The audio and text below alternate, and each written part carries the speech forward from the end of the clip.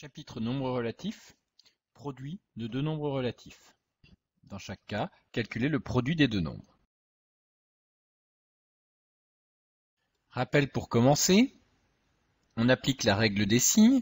Deux signes identiques donnent un résultat positif et deux signes différents donnent un résultat négatif. On peut donc, pour calculer ceci, s'occuper d'abord du signe du résultat. Donc on a plus multiplié par plus, deux signes identiques, résultat plus.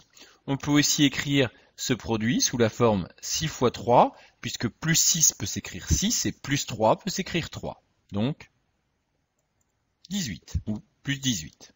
Signe plus multiplié par un signe moins, deux signes différents donnent un résultat négatif. On peut aussi écrire ce produit 6 fois moins 3, puisque plus 6 est égal à 6. Résultat donc négatif, et 6 fois 3, 18. Troisième cas, moins 6 multiplié par plus 3.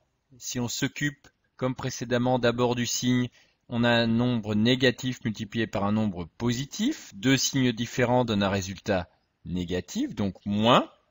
On peut aussi écrire ce calcul en écrivant 3 au lieu de plus 3, comme précédemment. Et on obtient donc résultat négatif, et 6 fois 3, 18. Dernier calcul, moins 6 multiplié par moins 3. Signe négatif multiplié par signe négatif, deux signes identiques donnent un résultat positif, et 6 fois 3, 18.